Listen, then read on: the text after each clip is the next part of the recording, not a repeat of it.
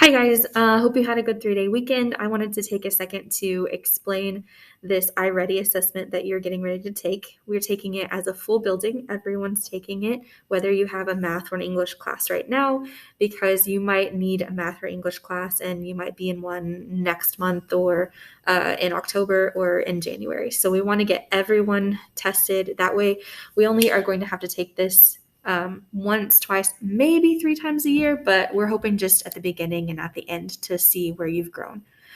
So one thing about this test is it's what's called an adaptive test. And so it's not a 50 question or 100 question test. There's not a set amount of questions.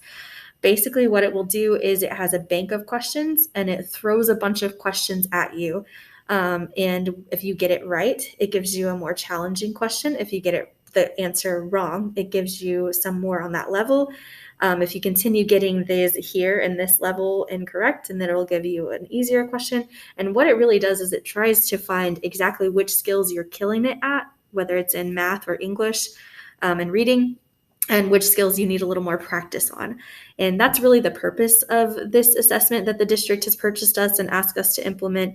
It's for your teachers and for you to know which specific things we need to help you with so that you can continue improving. And so that's one thing you need to know about the test. Another thing that you need to know is you need to have earbuds. And so your teachers should all have earbuds. The math portion, there might not be, but everyone go ahead and have those earbuds ready in case something starts talking at you. You can go ahead and plug that in.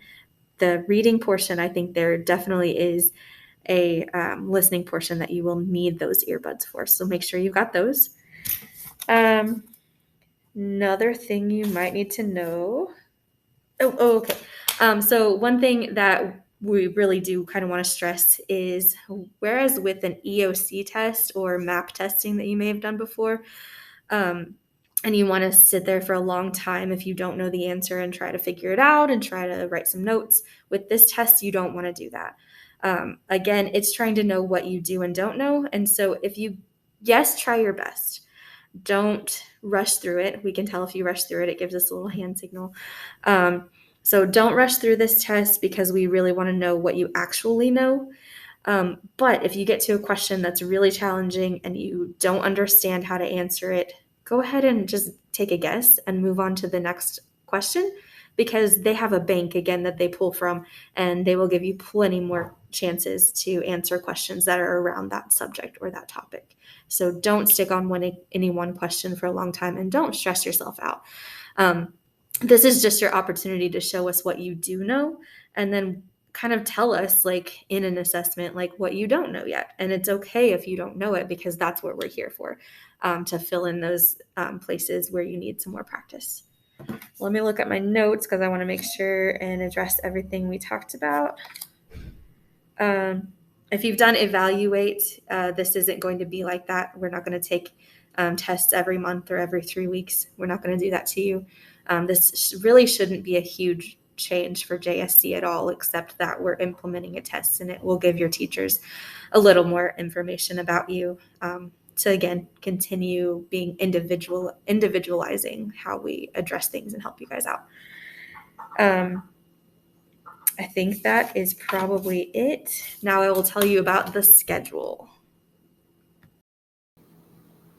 One thing that will be different this week is on Tuesday and Wednesday, your afternoon schedules will be kind of disrupted, quite a bit actually. So teachers, if you will pause on these slides and make sure that students understand where they're going, which classes they'll have, which ones they won't, etc. Take a minute to do that.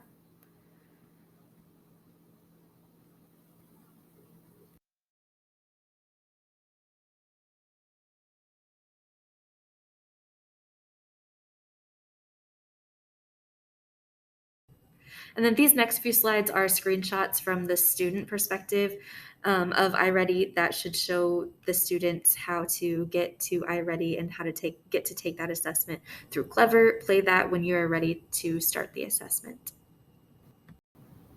And teachers, I am recording this part of the video pretty quickly, so you may need to pause throughout this. The first step is to go to clever.com and log in as a student.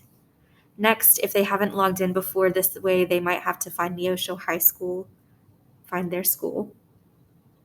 Once you do that, you can log in with Google with your Neosho Google account.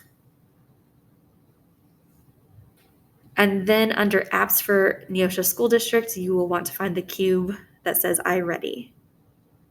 And then choose a subject. On Tuesday, it will be reading, Wednesday, math. So choose reading for today. And then the only option should be the reading diagnostic. You'll click that and it will jump you right into the test.